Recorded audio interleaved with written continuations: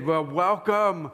Good morning. It's good to see you guys today. Thanks so much for being here. We're calling it Tension Sunday because as you can see from the screen, what the world needs now is equality and justice. And you know what? No matter what we think about that, I know that there's a little bit of you right now that's thinking, okay, what's he going to say? Is this going to be in my political viewpoint or the other guy's political viewpoint? Is he going to get into politics at all? Because, we don't want that. Let's keep the church out of politics. Let's just stay away. So I know when we even began to approach the idea of equality and justice, those two words just increased the tension level for us. Now, I realize that this is an uncomfortable subject. It really is. I mean, even just this week, we were reminded once again, as we saw another death of a black man, that this is not going away. This is something that if we continue to try to ignore, it's never going to get any better. And so we're going to have to talk about it. We're going to have to lean into this. But is this, as I said, is this just Pastor Brent wanting to wade into politics? No, not at all. I do enjoy politics. I watch a little bit of it here and there, not as much as I used to. But this is not just me exercising a desire to insert myself into a political debate. But I will tell you that one of the reasons that I think this has become such an incredible political debate is because we as Christ followers have been derelict in our duty and our responsibilities, and we've looked for ways to shift this debate into somebody else's area so that we don't have to deal with it. And so I think that one of the reasons we have this problem is because we as Christ followers aren't willing to run into this. Our unwillingness to go into this problem and into the uncomfortableness of it. And let's just be real, it's very uncomfortable that I believe we've contributed to the problem. When realistically, I think it's the gospel of Jesus Christ that has the greatest solution for the problem. And we're going to talk about that today. Now, my goal is not to become political, although as some of you may hear as I speak, you may say, well, that's what the Republicans are saying, or that's what the Democrats are saying, or I don't know what political party's saying that. But that's not my goal today. And I realize that no matter what I say, that there will be some on one side of this issue that say, oh, he said too much. Now he's meddling in my life. Don't do it. Don't go there. And there'll be others on the other side that say, well, you didn't say enough. You should have called out more specifics and pointed the finger at people. You didn't do enough. And regardless of which side, both of you will agree, well, he said that completely wrong. And in that, I hope I'm grateful that I brought the two sides together when I do that. So obviously, I'm making light just to kind of break through some of the tension. But one ground rule for today, normally, we've tried to make these times a little more interactive, a little more call and response. Even today, we're not going to do that. The sensitivity of this topic, I want you to just listen. Because honestly, this morning, this is a pastor's heart that is really breaking over what I see happening in our world. We don't talk about this subject a lot. In fact, the last time I spoke on this was about 5 years ago, which is a shame. But we spoke about it then. If you're watching online, which just to tell you, my mind is like going 100 miles an hour right now. We had a power surge about 10 minutes before church started. Our internet's still down. My phone is sitting back there as a hotspot. We still connected, Jordan? Hey, welcome online, folks. We didn't know you were going to make it today. So my mind is racing 1,000,000 miles an hour. But the ground rule is I don't want interaction today. It's not that I don't care what you think or have to say. It's just that so often this debate gets continued and aggravated because of online things that we post, when maybe we shouldn't be posting. And really what we're going to come down to the conclusion today is maybe if we spend a little bit more time listening, we wouldn't have as many issues as we do. So if you have a comment or question today that you would like me to know, I'm going to tell you, you can send it to Brent@ashworth.church. You can text that number, 515-518-0998. But I want this room and the chat window, if you would, just let's keep it quiet today. And let's dive into a very uncomfortable subject and see what is the biblical response to the inequality and injustice we see in our world. Now, I told you it's going to be tense, so we're going to just dive right in. I'm going to put a whole bunch of words on the screen. Look at those words.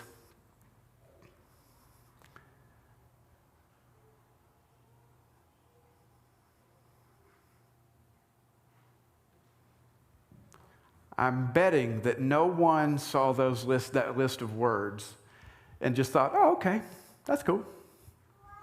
I bet every one of you had some type of emotional response, did you not? Black lives matter. Blue lives matter. All lives matter. Integration, segregation, Jacob Blake. Racism, white privilege, Confederacy, George Floyd. How did those words make you feel? Go to the next slide. Look at these words. When you saw those words on the screen, there were certainly two sides of a debate presented. So when you saw those, did you feel animosity? Did you feel anxiety? Did you feel apathy? What about anger? You know what's interesting, or anguish, say that one. You know what's interesting is there's really no right answer. There are some that are wrong answers, just for the record. Apathy is a wrong answer. But anger, think about anger. You could have anger, and you could really be on either side of the debate and have anger, right? And what I want you to do is just kind of make a mental note, or if you have a journal, make a note. When you saw those racially charged words, what was your response? How did you feel?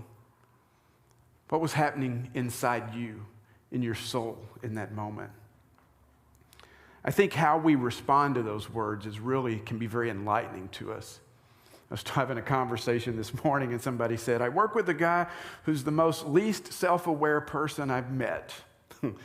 And I think if we don't come to the cross, to Jesus, with an ability to be self-aware, we have no hope of ever changing. So this morning, it's my hope that we allow Jesus and the Holy Spirit to speak into us, to shine the light where we may need the light shine in our life. Why is this such a problem? Why is racism, inequality, injustice, why does this continue to be a problem? Well, two things I want you to know. It's not new, and it's not just here that we deal with this. It's not new because if you look in the Bible, it's not just here, it's not just an American problem, because if you start to look all around the world, anytime you see power, you also see oppression. When people have power, for some reason within our human nature, we're not content to just hold power. We also want to oppress to make us feel better about the power that we hold. So if you talk to our friends from Liberia, they will tell you about the wars between the tribes that takes place because one tribe thinks they're better than another. In fact, just not too long ago, I was having a conversation with Pastor Stephen, and he talked about there's a tribe that he's a part of and a different tribe, both here in Des Moines, and the other tribe will have nothing to do with them because they look down their noses at them and think they're not worth it. Anybody Netflix watchers in here, especially during COVID, right? Indian matchmaker. Anybody? Come on, let's see those. There we go. Ryan Lenners, you're there. I knew you were. So you should know these things about your pastors. Ryan Lenners was the one that told me about Indian matchmaker. I was watching this show. It's kind of it's an interesting show. But as I started watching it, I thought, well, what is this all about? So I go online and I just type it in. And there's an article that said that the title is this. It says, Indian matchmaking exposes the easy acceptance of caste. That caste system in India. Netflix's popular reality series is a tacit defense of arranged marriage and the role they play in upholding a system of discrimination. Now we feel bad about watching that, don't we? Because here we see, well, what is your family becomes, well, are you good enough to be in my family? So it's not just here. Now, I do want to say that we see this on the news, but it does happen everywhere. But that's no excuse for us to go, well, it's everywhere, then I guess we'll just deal with it. Not at all. This also isn't anything new. Before slavery in America, before America, all the way back to early civilizations, as I said, when there's been power, there's been oppression. In fact, you can read the book of Genesis going into the book of Exodus, and what do you find? Genesis ends with Joseph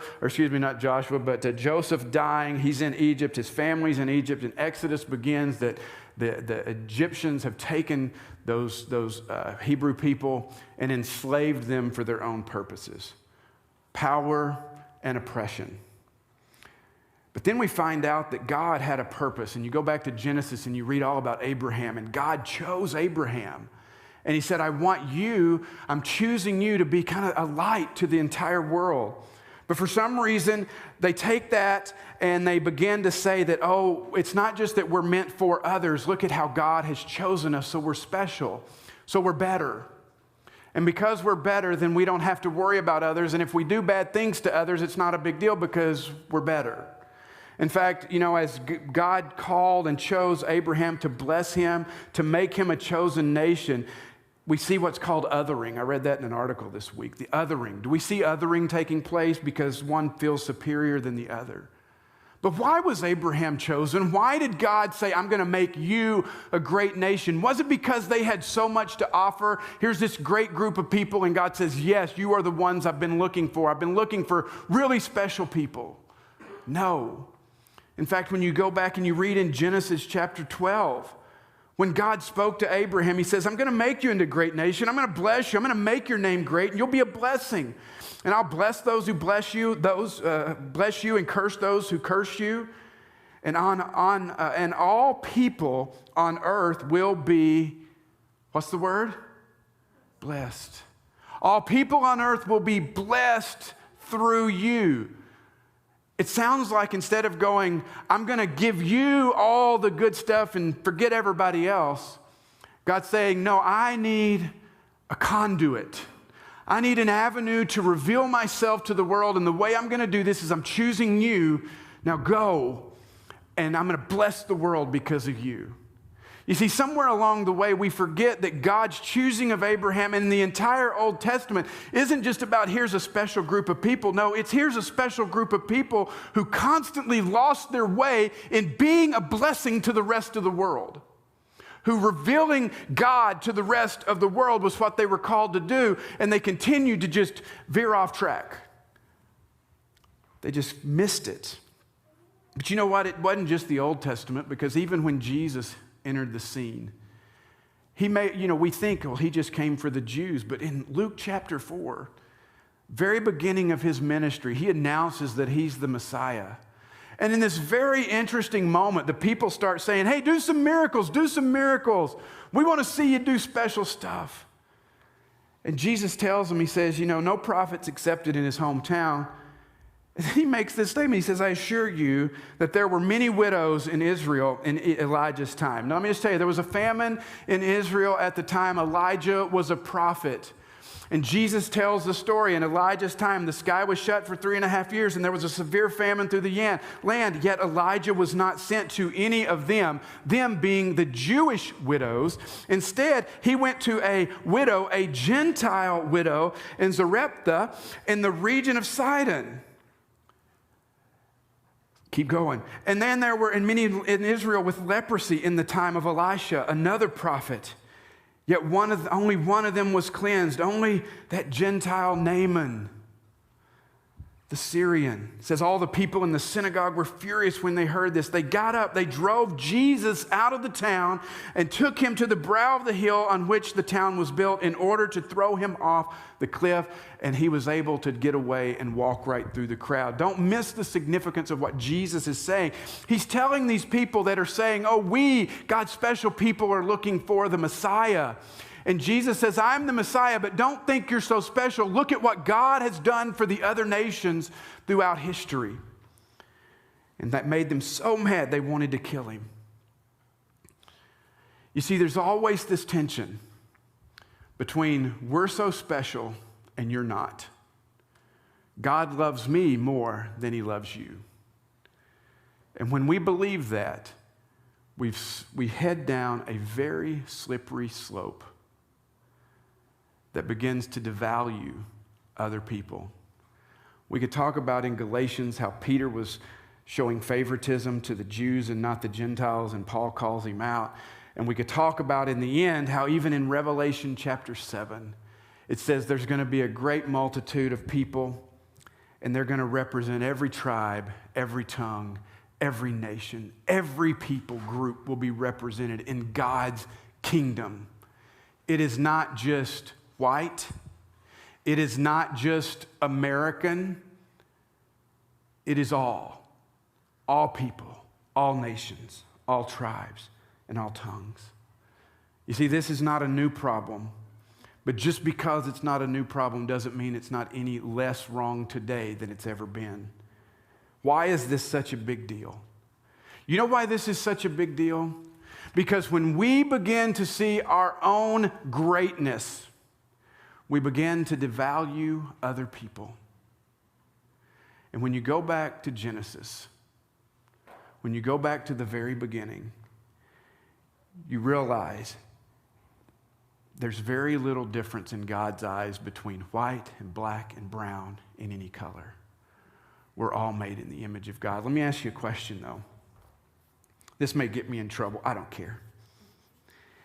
Let's say you're watching the evening news or browsing Facebook or a news site of some kind, and you come across that a cop was shot and killed.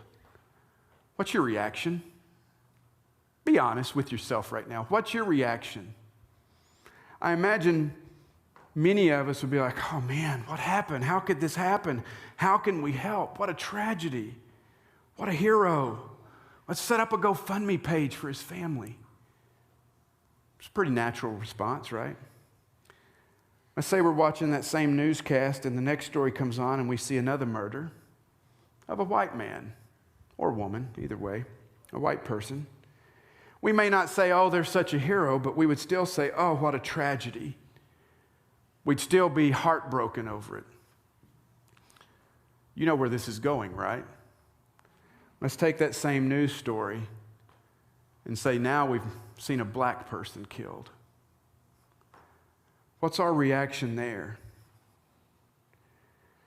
Here's a little twist for you. What if that black person was Julian Clark?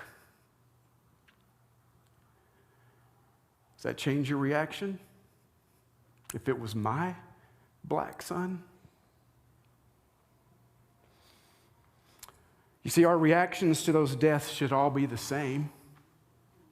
There should be something within us as Jesus followers that sees inherent value in every life. It doesn't matter who you are, and it doesn't matter what you've done. I have seen things this week where we've applauded the killing of people. And Jesus followers should never be applauding the loss of someone's life ever. Ever. Do you know why? Because we are all made in the image of God. Your value, that person's value, my value has nothing to do with my checking account balance, the job I hold, the car I drive, the neighborhood I live in. It has everything to do that my life was stamped and imprinted with the image of God Almighty. And He says I am valuable. He says I am important. And He says that about everyone. And we should never, ever look at the loss of life and our first reaction be, well, I wonder what they did to deserve that. How did we get here? How? I look at Jesus, who his entire ministry was about the poor and the oppressed. The people that the entire culture had said, you are worthless. You're a waste of skin. It'd be better if you were dead. And that's who we find Jesus having dinner with. That's who we see Jesus touching when they said, oh, don't touch them, they're untouchable. That's who we see Jesus saying, I came for you. You see, I don't care who you vote for in this upcoming election. I really don't. Exercise your right to vote. I don't care. I don't care if you have a D after your name, an R after your name, or an XYZ after your name. It doesn't matter. But if we no longer see individuals as special, but as expendable parts of God's creation, you have lost the heart of God, and you are no longer living as a citizen in the kingdom of Jesus Christ. Period. As I said, our dignity, our worth come because of how God has created us. And Jesus came to break down these walls that exist of racism and injustice and inequality. Ephesians chapter 2, Paul's writing and he says, remember those who were Gentiles, you were called uncircumcised by the circumcision, setting up those two groups, the ins and the outs, the important and the not important. He said, remember that time you were separated from Christ, excluded from citizenship in Israel, and foreigners to the covenants of the promise, without hope and without God in the world. But now in Christ Jesus, you who were once far away have been brought near by the blood of Christ. He is our peace, who has made the two groups one. He has destroyed the barrier, the dividing wall of hostility, by setting aside in his flesh the law and its commands. He says, I went to the cross to break down the walls that you people continue to build up.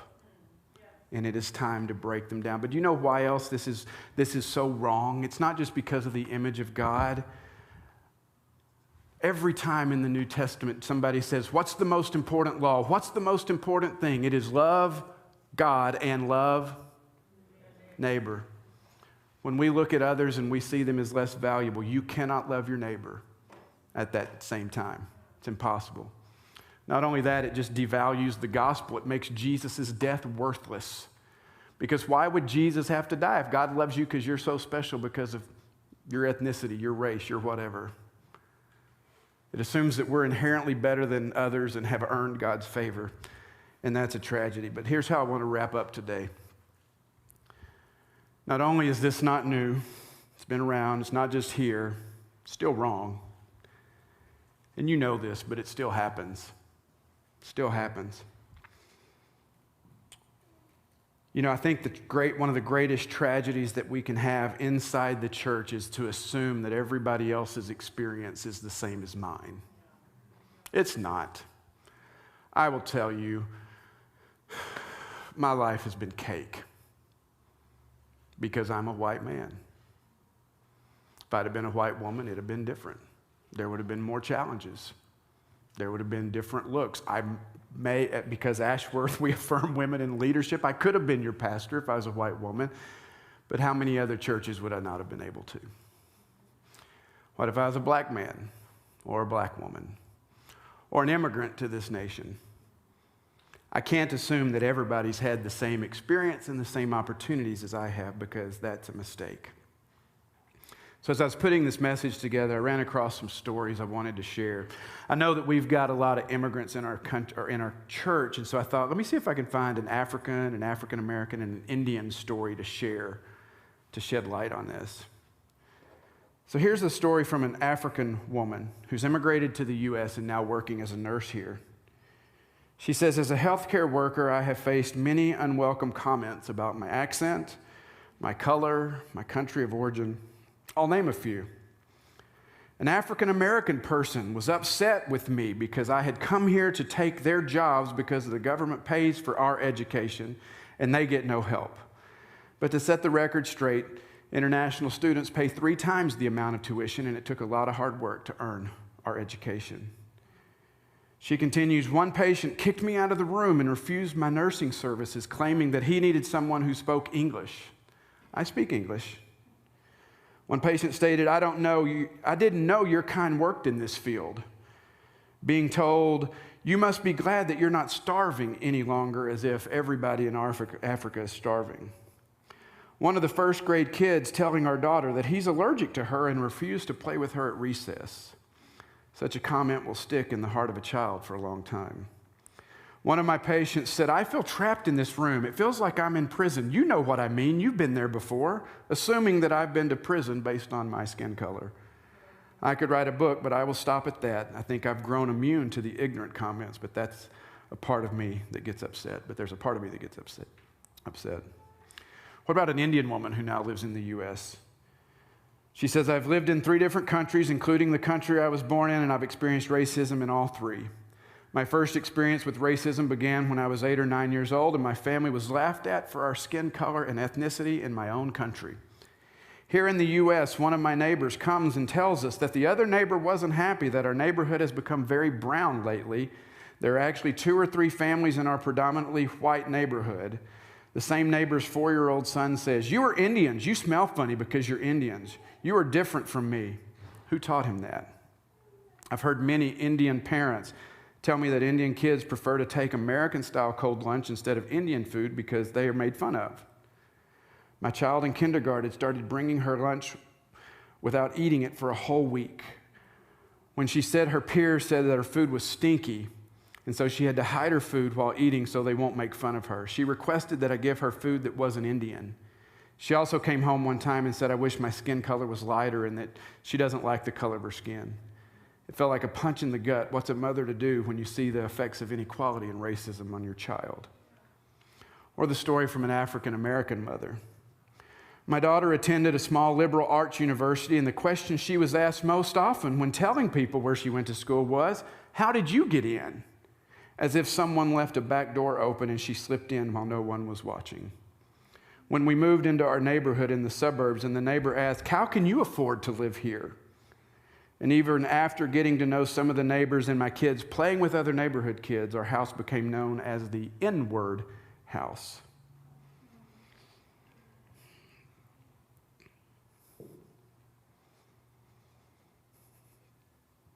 My 11-year-old had a note put in her locker that said, I'm going to kill you. And was told by a classmate during an activity time when they were to hold hands, I don't let black people touch me. When she told the teacher, she said, I don't want to talk about it, go sit down. My son, who was riding with as a passenger with his friends in a car, and they get pulled over and the police pull him out of the car, searched him and ran his info for warrants, and he was the passenger and the only one pulled out of the car. She continues, and in most of these instances, when I insist we talk about these with involved adults, I am either told it did not happen or I'm mistaken about what happened. These are the clearly overt instances of racism we endure, but they're not the microaggressions like the cashier closing when we get close to her line because she doesn't want to wait on you, or having to bag my own groceries because no one was there to do it for me. Being the mother of black sons means you cannot count on the police to help but kill. My son explains this, that when his white friends go out, his parents say, don't drink, don't do drugs, don't have sex, wear a condom if you do. But his mom, me, says, whatever you do, come back alive. Be polite when you see a police officer. If he's offensive or demeaning or abusive, take it. It's better to have hurt feelings than be dead. You see, I could go on and on with other stories like the high school student who was called the N-word by a white student while walking down the hall.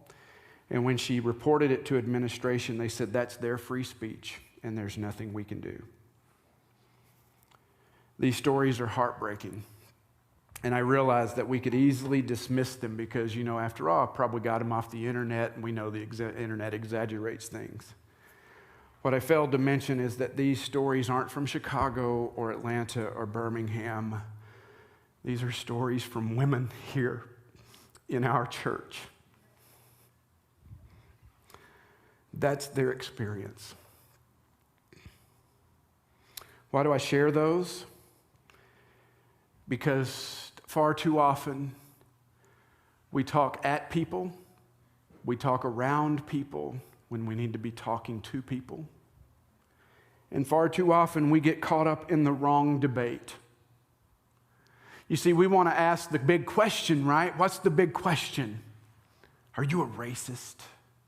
Are you a racist? That's the question we think needs to be answered. As I was preparing for this, I came to the conclusion that is the wrong question. The question isn't, are you a racist? The question is, are you listening?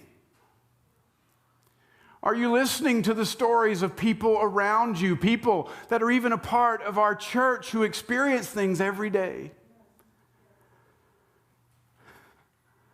People who are crying out for someone, anyone to care, anyone to take their hand and stand up with them and be counted.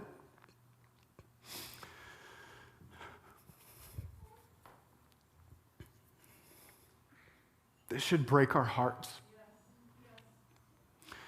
And instead of looking for justification, instead of looking for reasons why it was okay for something bad to happen to someone, we should start listening. Open our ears.